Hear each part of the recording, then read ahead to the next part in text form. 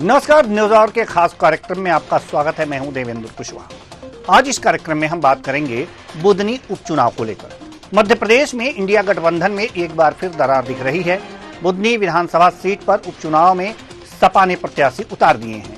बुधनी विधानसभा seat पर हो रहा उपचुनाव प्रत्याशियों के ऐलान के बाद दिलचस्प होता दिख रहा है, क्योंकि यहाँ इंडिया गठबंधन में दरार दिख रही है। बुधनी में कांग्रेस और सपा का गठबंधन नहीं दिख रहा। ऐसे में सवाल उठता है कि क्या बुधनी की सीट कांग्रेस के लाख प्रयासों के बाद भी बीजेपी के पास रहेगी। आज इसी मुद्दे पर करेंगे चर्चा, तो आइए शुरू करते हैं आमना सामना।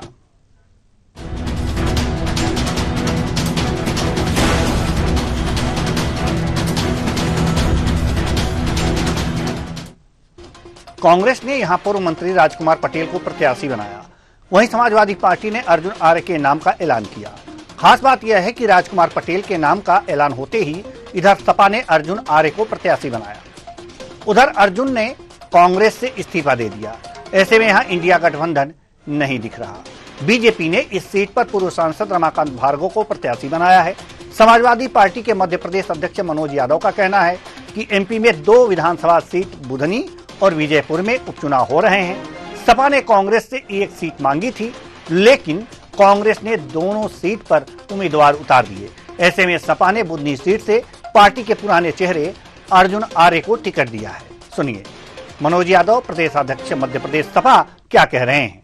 हम लोगों ने 1 सीट मांगी थी, 2 सीटों पर उपचुनाव है, तो उन्होंने दोनों सीटों पे कैंडिडेट उतार दिए। तो हमने बुधनी सीट पे हमारा मजबूत कैंडिडेट पुराने साथी हैं अर्जुन आर्य जी, जो जनता की लड़ाई लड़ते हैं और जनता के मुद्दों के लिए, किसानों के लिए, आदिवासियों के लिए जेल भी गए हैं और जनता के उम्मीदवार हैं। और समाजवादी पार्टी में उन्होंने घर वापसी की है, क्योंकि पहले से समाजवादी पार्टी से 2013 में चुनाव लड़ चुके हैं वो, और उन्होंने अपनी गलती को भी माना कि मेरे से गलती हुई, कुछ समय के लिए मैं दूसरी जगह चला गया था और जनता भी चाह रही है कि ऐसा कैंडिडेट होना चाहिए। हम लोगों ने सर्वे भी कराया है, तो समाजवादी पार्टी पूरी ताकत के साथ मैदान में है और निश्चित तौर पर जनता का आशीर्वाद मिलेगा तो समाजवादी पार्टी भारतीय जनता पार्टी को हराएगी। आइए सुनते हैं कांग्रेस प्रदेशाध्यक्ष सलाहकार के मिश्रा इस पर क्या कह रहे हैं। सुनिए। कांग्रेस के प्रत्याशी कितनी टक्कर दे पाएंगे बीजेपी के प्रत्याशी? कितनी शब्द पर ही मुझे आपत्ति है। बिल्कुल टक्कर देंगे। कोई बुधनी ऐसा नहीं है कि शिवराज सिंह जी की बकौती है, यह उनका एकाधिकार है। लोकतंत्र में किसी भी राजनेता को अपनी कॉन्स्टिट्यूंसी का अहंकार नहीं होना चाहिए। भारतीय लोकतंत्र में मेरी निगाह में 2 नेता सबसे बड़े हुए हैं। एक श्रीमती इंदिरा गांधी, जो रायबरेली से हारी थी, दूसरे अटल बिहारी वाजपेयी जी, वो भी कई इलेक्शन हारे हैं। तो कोई किसी का गढ़ नहीं होता है।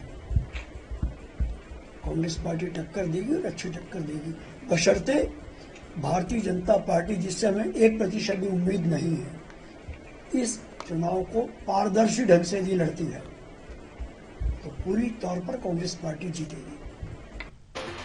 दरअसल बुधनी विधानसभा सीट पर हो रहे उपचुनाव में अर्जुन आर्य भी कांग्रेस की तरफ से दावेदार थे, लेकिन पार्टी ने राजकुमार पटेल को प्रत्याशी बनाया है। ऐसे में नाराज अर्जुन ने सपा का दामन थामा और अब वह सपा के टिकट पर चुनाव लड़ेंगे। इससे पहले उन्होंने 14 अक्टूबर को सपा के राष्ट्रीय अध्यक्ष अखिलेश यादव से मुलाकात की थी। वहीं देर रात उन्होंने कांग्रेस के राष्ट्रीय अध्यक्ष मल्लिकार्जुन खड़गे को अपना इस्तीफा भेज दिया। बता दें कि इससे पहले भी अर्जुन आर्य सपा में रह चुके हैं। 2018 के विधानसभा चुनाव में भी अर्जुन आर्य का नाम कांग्रेस की तरफ से खूब चर्चा में चला था, लेकिन कांग्रेस ने तब अरुण यादव को चुनाव लड़ाया, जबकि 2023 में विक्रम मस्ताल यहां से चुनाव लड़े थे। अर्जुन आर्य कांग्रेस पार्टी में दिग्विजय सिंह और कमलनाथ के करीबी माने जाते थे। सपा प्रत्याशी के मैदान में आने पर बीजेपी प्रत्याशी रमाकांत भार्गव ने कहा कि हम जातिगत व्यवस्था में विश्वास नहीं रखते, किसने किसे उतारा है इससे कोई फर्क नहीं पड़ता। बुधनी में बीजेपी का संगठन चुनाव लड़ रहा है और हम जीतेंगे भी। सुनिए रमाकांत भार्गव ने क्या कुछ कहा।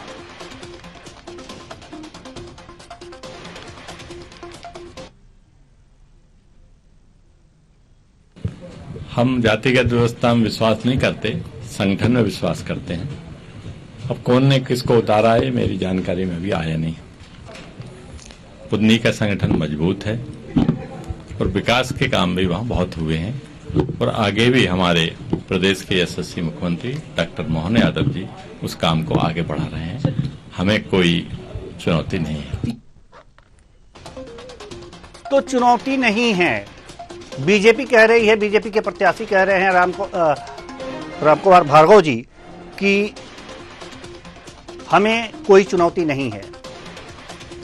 वहीं राजकुमार पटेल जिन्हें कांग्रेस ने यहां से प्रत्याशी बनाया है, लेकिन सबसे बड़ी बात यहां पर यह आ गई है बुधनी की कि सपा ने जिसे अपना उम्मीदवार बनाया है अर्जुन आर्य को, वो पहले सपा में थे, फिर कांग्रेस में गए और जब उन्हें यह टिकट नहीं मिला तो वो पुनः सपा में आ गए। उन्होंने अपना त्यागपत्र मल्लिकार्जुन खड़गे को भेज दिया है।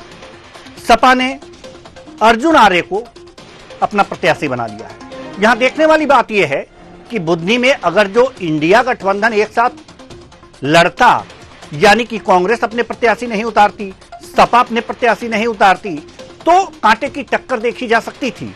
लेकिन यहां पर इंडिया गठबंधन नहीं है, यानी कि कुल मिलाकर की सपा भी यहां पर चुनाव लड़ेगी, कांग्रेस भी चुनाव लड़ेगी और यहां बीजेपी तो चुनाव लड़ ही रही है। यह बीजेपी का गढ़ माना जाता है बुधनी क्षेत्र, शिवराज सिंह चौहान का क्षेत्र माना जाता है।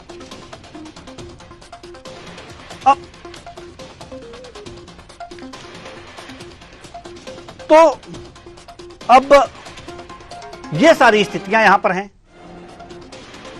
आज इसी मुद्दे पर हम चर्चा करेंगे और चर्चा के लिए हमारे साथ जो मेहमान जुड़े हुए हैं उनसे आपका परिचय करा दें। डॉक्टर दुर्गेश केसवानी जी, प्रवक्ता बीजेपी, बहुत बहुत स्वागत है आपका हमारे इस कार्यक्रम में। यश भारतीय, प्रवक्ता सपा, आपका भी बहुत बहुत स्वागत है हमारे इस कार्यक्रम में। डॉक्टर राहुल रंजन जी, वरिष्ठ पत्रकार, आपका भी बहुत बहुत स्वागत है हमारे इस कार्यक्रम में। कांग्रेस से भी हमारे मेहमान जुड़ेंगे, जब जुड़ेंगे तो उनसे भी सवाल होगा। लेकिन यश भारती, प्रवक्ता सपा, हम आपसे चर्चा की शुरुआत करना चाहते हैं। सवाल यहां पर यह है कि जो इंडिया गठबंधन है उसमें कभी हां कभी ना की स्थिति रहती है। अर्जुन आर्य जी को आपने बुधनी क्षेत्र से अपना प्रत्याशी बनाया है, कांग्रेस भी चुनाव लड़ रही है। क्या पार्टियों को नहीं लगता कि इंडिया गठबंधन यहां पर संयुक्त रूप से चुनाव नहीं लड़ रहा है तो बीजेपी के लिए यह लड़ाई आसान है और वो बीजेपी का गढ़ भी है? देखिए, बीजेपी का गढ़ है, बार बार इस बात को कहना गलत हो जाएगा। बीजेपी को गढ़ में ही गाड़ रहे हैं भारतीय जनता पार्टी के लोग। आज पूर्व मुख्यमंत्री, केंद्रीय मंत्री शिवराज सिंह चौहान जो लगातार उसका प्रतिनिधित्व करते थे बुधनी विधानसभा, जिनके लोकसभा चुनाव लड़ने के कारण भारतीय जनता पार्टी ने जिस तरीके से उनकी मध्य प्रदेश में विदाई करी है, इसीलिए उपचुनाव हो रहा है। और उस उपचुनाव में जो प्रबल दावेदार थे उसमें गुरु प्रसाद शर्मा जी जो वन विकास निगम के अध्यक्ष रहे, मंत्री दर्जा था। आशाराम यादव जी जो पिछड़ा वर्ग आयोग के सदस्य रहे हैं, मंत्री दर्जा था। दूसरे प्रत्याशी के रूप में जाने जाते राजेंद्र सिंह राजपूत जी, जिन्होंने अपनी सीट छोड़ के शिवराज सिंह जी को दी थी जब वो मुख्यमंत्री बने, आज वो दावेदारी कर रहे हैं। तो ये तीनों लोग कहीं ना कहीं भारतीय जनता पार्टी से विरोध कर रहे हैं। कल आशाराम यादव जी ने और राजेंद्र सिंह राजपूत जी ने 3 बजे बुधनी विधानसभा क्षेत्र में बैठक बुलाई अपने समर्थकों के साथ, और केवल विरोध करने के लिए कि आखिर विरोध की रणनीति क्या होगी। नहीं तो आज शिवराज सिंह चौहान जी जा रहा जिस तरीके से बुलाए थे, प्रभारी मंत्री थे वहां पे, प्रत्याशी थे वहां पे, उनके घर पे जिलाध्यक्ष थे सीओआर के, तो वो भी उपस्थित रहते हैं। तो उन्होंने अपने विरोध के स्वर बता दिए हैं कि हम भारतीय जनता पार्टी के खिलाफत में हैं, हम भारतीय जनता पार्टी को जीतने नहीं देंगे, गढ़ में गाड़ने का काम भारतीय जनता पार्टी के लोग ही करेंगे। अब सवाल उठता है कि हमारे लोग, हमने जिनको प्रत्याशी बनाया है वो बुधनी विधानसभा क्षेत्र से आते हैं, लगातार किसानों की, युवाओं की, मजदूरों की, आदिवासियों की लड़ाई लड़ रहे हैं हक अधिकार की, और लगातार इसी के विरोध के चलते घबरा करके शिवराज सरकार उनको जेल भेजती थी। और आप देखिएगा आने वाला परिणाम बड़ा सुखद होगा। जनता भारतीय जनता पार्टी को हराने का काम करेगी, भारतीय जनता पार्टी के लोग भारतीय जनता पार्टी को हराने का काम करेंगे बुधनी में, और परिणाम आपको दिखा देगा। अब सवाल गठबंधन का जो आपने हमसे किया था, गठबंधन की बात ये, हमारी मांग ये थी कि 2 सीटों पे उपचुनाव है, 1 सीट हमको उपचुनाव लड़ने के लिए मिले।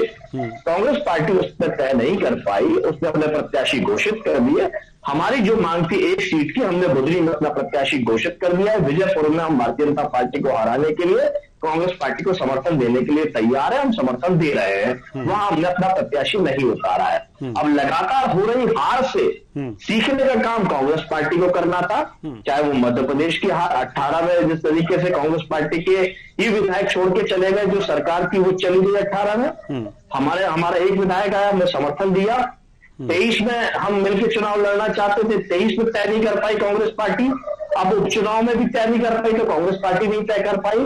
तो ये जवाब कांग्रेस पार्टी को दे रहा है। हरियाणा में हमने एक भी सीट नहीं ली। माननीय अखिलेश यादव जी ने ट्वीट के माध्यम से बताया, सीट शेयरिंग विषय नहीं है, विषय है जीतना और भारतीय जनता पार्टी को चुनाव हराना। तो सहयोगियों से सहयोग लेने की भावना बड़े दल की होनी चाहिए। हम उत्तर प्रदेश में हैं, विधानसभा चुनाव में हमारा गठबंधन हुआ कांग्रेस पार्टी के साथ, हमने 100 से अधिक सीट दी। लोकसभा में हुआ, हमने 10 से अधिक सीट दी।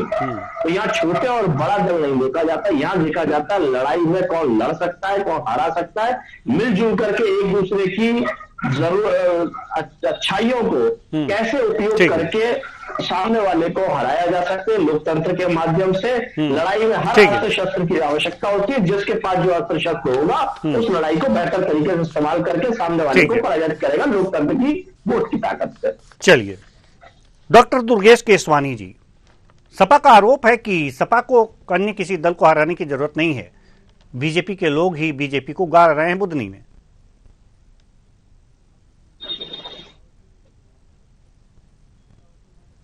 के लोग ही, सपा के लोग ही का काम करते हैं।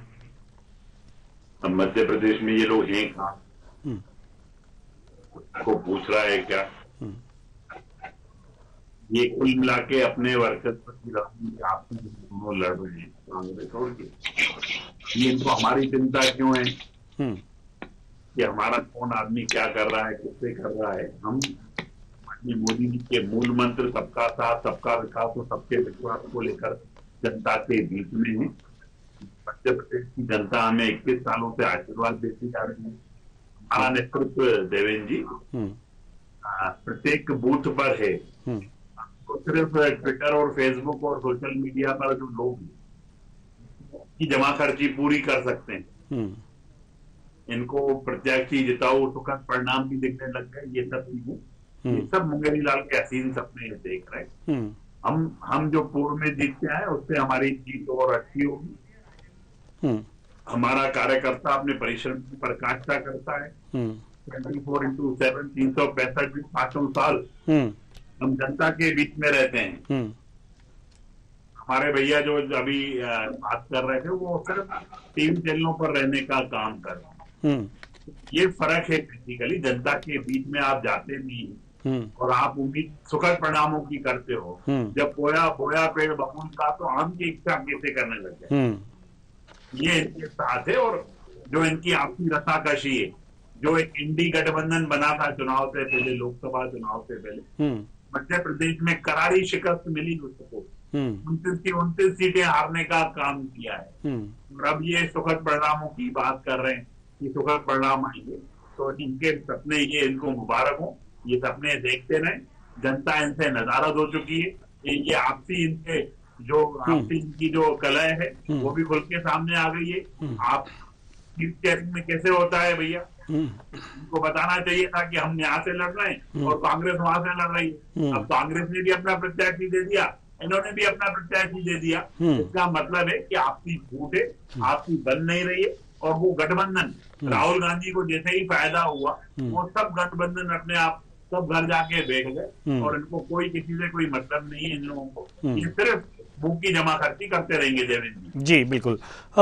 राजन मंडलोई जी, विधायक कांग्रेस, हमारे साथ जुड़ चुके हैं। बहुत बहुत स्वागत है आपका हमारे इस कार्यक्रम में। विधायक जी, धन्यवाद जी। बुधनी की जहां तक बात की जाए तो सपा ने भी अपने प्रत्याशी उतार दिए हैं। यहाँ इंडिया गठबंधन तो देखने को मिल नहीं रहा है। देखो क्या है कि बुधनी सबसे बड़ी अभी हाईलाइट सीट हो गई है और यहाँ यहाँ से पूर्व सीएम साहब लड़ते थे, लेकिन वो हमारी कांग्रेस में पहले राजकुमार पटेल साहब पहले भी जीते हैं और कांग्रेस की अच्छी सीट है, क्योंकि शिवराज सिंह जी सीएम का चेहरा रहता था हर बार, और सीएम का चेहरा होने के कारण बहुत से जो न्यूट्रल वोट होते थे वो ये सोचते थे कि हमारे क्षेत्र से सीएम जा रहा है तो वोट होते थे, लेकिन बावजूद कांग्रेस को भारी संख्या में बहुत अच्छे वोट मिलते थे। उसका वही कारण था कि हमारे जो कार्यकर्ता मजबूत है और हमारे कार्यकर्ता मतलब लगातार शिवराज सिंह इतनी बार वहां से जीते हैं, इसके बावजूद भी आज भी वहाँ कांग्रेस को बहुत अच्छे वोट मिल रहे हैं। तो इसके पीछे हमारे कांग्रेस के जो कार्यकर्ता निष्ठावान कार्यकर्ता है उनकी ताकत है। और अभी इस बार शिवराज सिंह का चेहरा है नहीं और सीएम कोई, पिछली बार सीएम का चेहरा था, इसलिए इस बार कांग्रेस की वहाँ मजबूत पकड़ बनी हुई है और कांग्रेस इस बार चुनाव जीतने जा रही है वहाँ। लेकिन सपा आपके साथ नहीं है ना?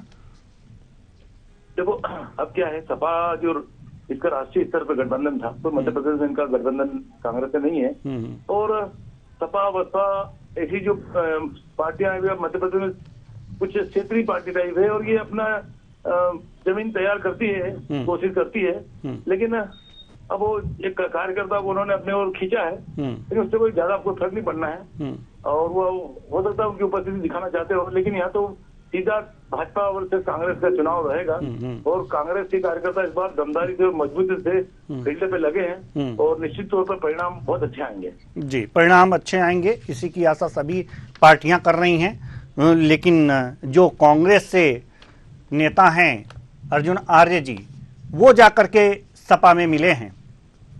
हालांकि वो सपा के पहले थे, लेकिन इस समय चुनाव के वक्त उनका मिलना कांग्रेस के लिए तो कुछ ना कुछ तो हानिकारक होगा ही। हाँ देखो ऐसा है कि अब हर बार देखा होगा कि कई पिछली बार भी लोकसभा सीटों में बसपा ने जो यूपी से टच वाले इलाकों में कांग्रेस को नुकसान दिया है, और जहाँ तक सपा बसपा का मामला है वो निश्चित तौर पर यूपी से टच हिस्से में उनका प्रभाव रहता है, लेकिन ये तो मालवा मध्य प्रदेश का हिस्सा है, मध्य हिस्सा है, इसमें कोई सपा बसपा इसका कोई वजूद नहीं है और यहाँ पर हो सकता है वो 100-200-500 वोट काट भी ले जाए, लेकिन उससे कोई फर्क नहीं पड़ना है, क्योंकि इस बार कांग्रेस के कार्यकर्ताओं ने कांग्रेस को जिताने का मन बनाया है। और जो हमारे जो बड़े बड़े नेता थे वो पहले भी पूरे क्षेत्र में बहुत टाइम से लगे हुए हैं, जो और रेटी जैसे हम भी गए थे रेटी में और वहाँ हमने भी मीटिंगें करी थी, तो हमारे जो कार्यकर्ताओं में ये बात का जुनून है कि हर बार जब शिवराज सिंह जी मुख्यमंत्री रहते तो उसके बावजूद हम लोग इतने अच्छे वोट लाते थे और हम प्रचार करते थे, और प्रचार के दौरान लोग कहते नहीं थे उनको कि यार देखो शिवराज सिंह सीएम बनने जा रहे हैं, आप उनके खिलाफ प्रचार कर रहे हो, तब भी हमारे कार्यकर्ता मजबूती से प्रचार करते थे, हर बूथ पे अपनी उपस्थिति दर्ज करते थे। तो अब तो शिवराज सिंह का चेहरा है नहीं, और मध्य प्रदेश में वो पूरा जो इलाका है वो कृषि प्रधान इलाका है, क्या स्थिति हो गई सोयाबीन के भाव, मतलब मुद्दे हमारे पास बहुत है। ठीक है आएंगे हम आपके पास और यश भारतीय जी यश भारतीय जी आप कुछ कहना चाहते हैं? आप जरूर कहिएगा, आएंगे आपके पास ही, लेकिन डॉक्टर राहुल रंजन जी से अभी एक भी सवाल मैंने लिया नहीं, तो सबसे पहले हम अब डॉक्टर राहुल रंजन जी के पास जाएंगे, वरिष्ठ पत्रकार हैं। डॉक्टर राहुल रंजन जी, क्या लगता है आपको कि कांग्रेस और सपा में जो इस समय स्थिति उभर करके बुधनी में आई है अर्जुन आर्य जी को लेकर के, जो कांग्रेस से सपा ज्वाइन की है और सपा ने उन्हें अपना प्रत्याशी बना लिया, इसका असर बुधनी में नहीं पड़ेगा? जैसे राजन मंडलोई जी कह रहे हैं कि वो कांग्रेस का गढ़ता सीएम फेस नहीं है, इसलिए कांग्रेस इस बार जीत जाएगी। क्या सपा और ये बसपा में जो ये इस बीच की जो स्थितियां बनी हैं, क्या इसका असर नहीं पड़ेगा बुधनी में? देवेंद्र जी बिल्कुल असर इसका नहीं पड़ेगा, क्योंकि इसलिए कि देश में जो सपा का असर है वो उसी क्षेत्र में है, मध्य प्रदेश के इंटरनल और खास तौर से राजधानी के इर्द गिर्द आप सपा का कोई अस्तित्व आपको दिखाई नहीं देगा। तो यहाँ लड़ाई नहीं है, यहाँ लड़ाई सिर्फ कांग्रेस और भारतीय जनता पार्टी की है।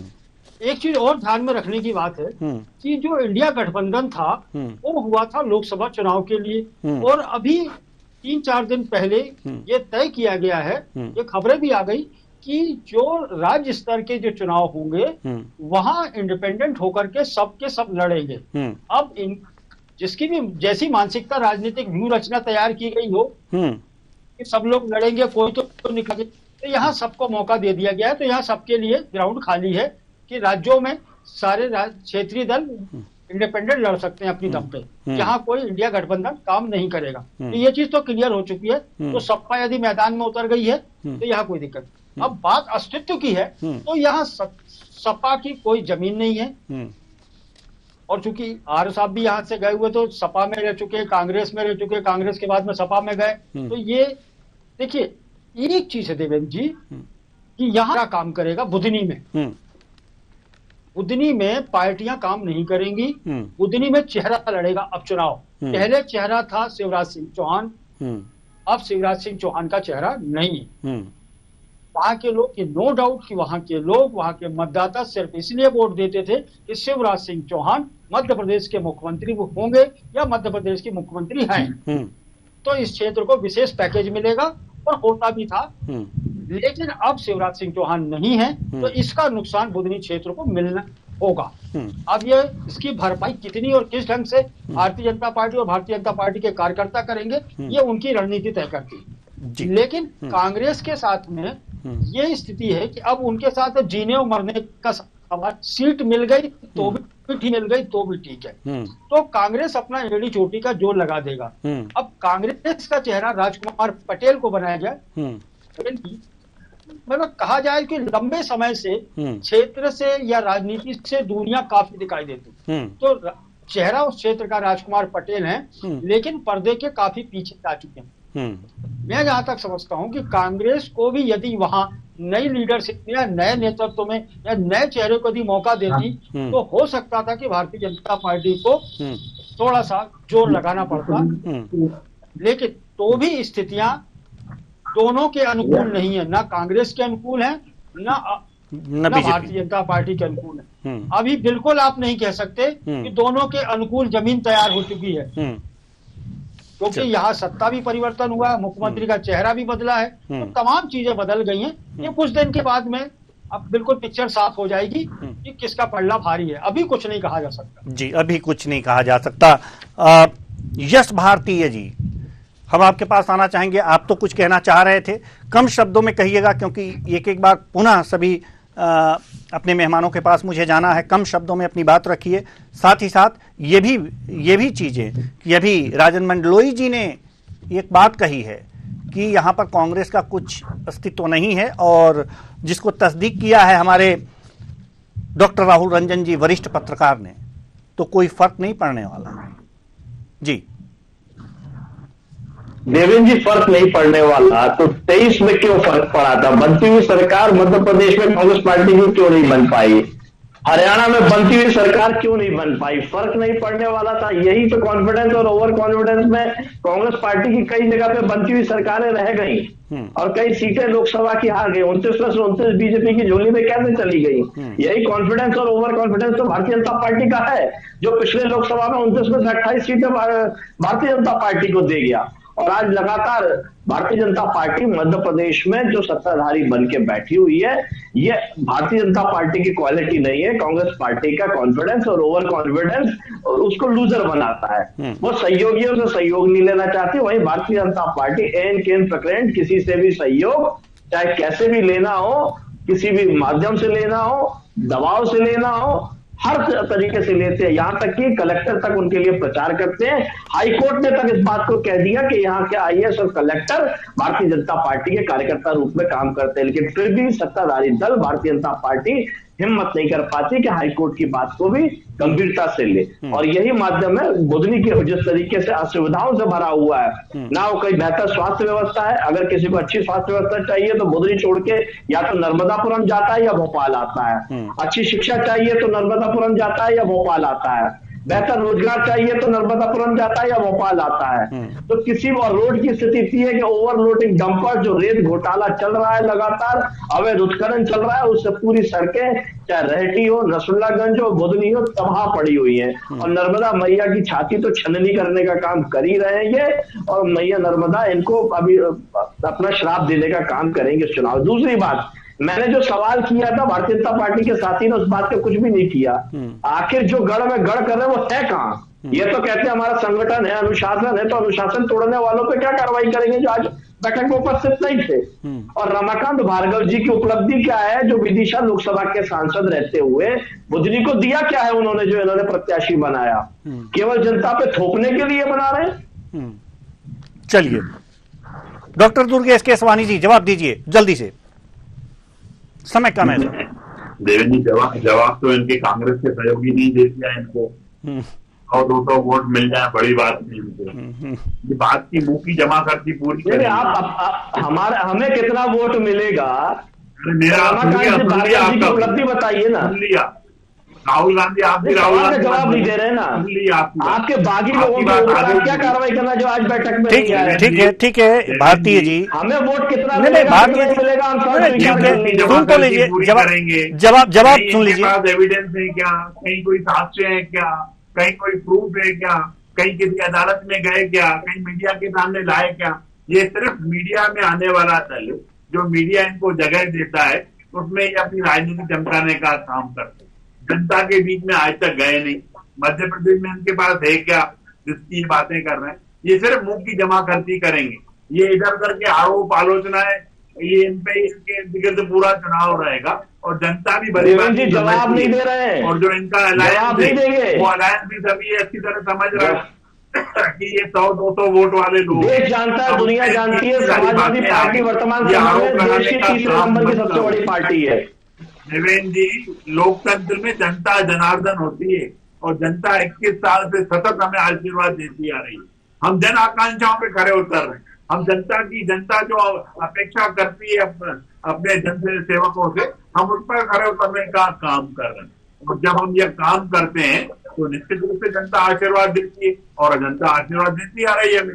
हम जो चुनाव में हम माननीय मोदी जी के मूल मंत्र सबका साथ सबका विकास, तो सबके विश्वास को लेकर है।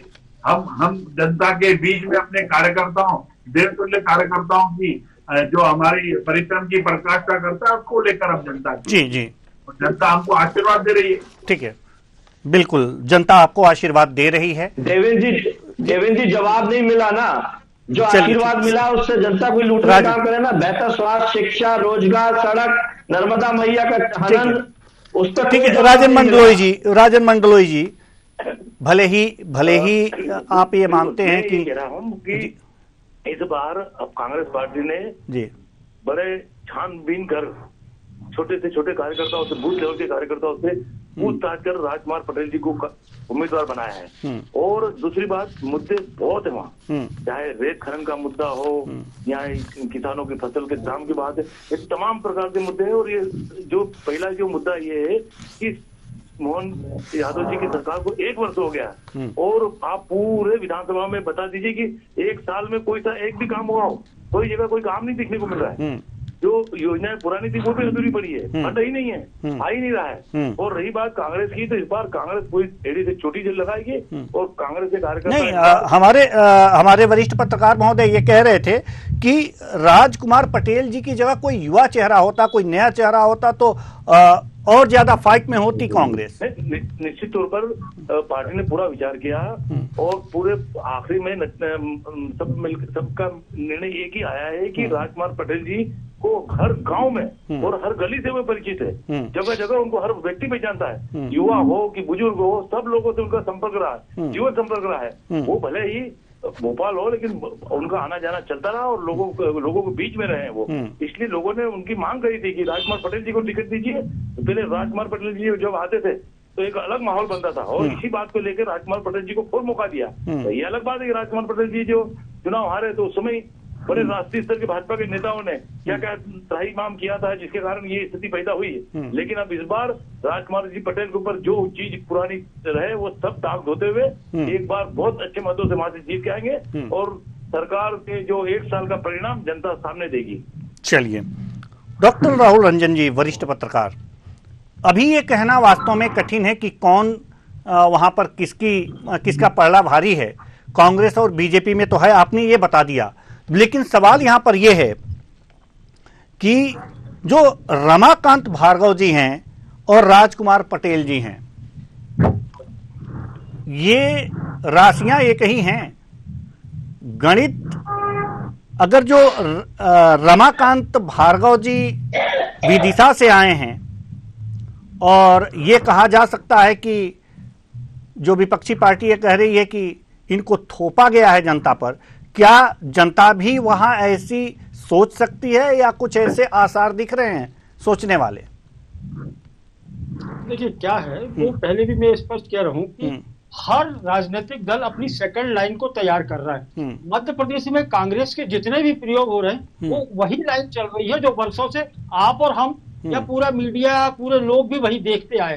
अब क्या बदलाव की बात राजनीति में हो चाहे कहीं भी हो, हर आदमी एक चेहरा देख करके ऊब चुका है और लोगों को लगता है कि परंपरा सी बन गई है कि यहीं से कोई मिलेगा, लोकसभा में भी यहीं से मिलेगा। तो नए चेहरे की डिमांड से और राजनीतिक दल नए चेहरे लेके नहीं आ रहे हैं, तो ये परंपरागत रूप से तो राजनीति में नहीं चला पाएगा। या वो भारतीय जनता पार्टी हो या कांग्रेस हो या कोई भी राजनीतिक दल हो, भारतीय जनता पार्टी भरसक प्रयास कर रही है, कुछ नए चेहरे दिखाई दे रहे हैं, लेकिन कांग्रेस नए चेहरों के मामले में डर रही है। आप ये सोचिए कि इतने बड़े मध्य प्रदेश में मतलब कोई सेकंड लीडरशिप आपको दिखाई नहीं दे रही है, इतने वर्षों में बिल्कुल सूनापन है। तो और फिर लौट करके यदि आप बुधनी में चले आए तो बुधनी में भी आपको वही वर्षों पुराना चेहरा दिखा, तो बदनी में इतनी लीडरशिप तैयार नहीं हो पाई, कुछ वहां का सक्रिय नहीं हो पाया। ये तमाम चीजें देखिए, मुद्दे देवेंद्र जी जहां तक हैं, मुद्दे तो पूरे मध्य प्रदेश में वही हैं, महंगाई है, किसानों का मामला है, रेत उत्खनन है, ये तमाम चीजें। तो क्या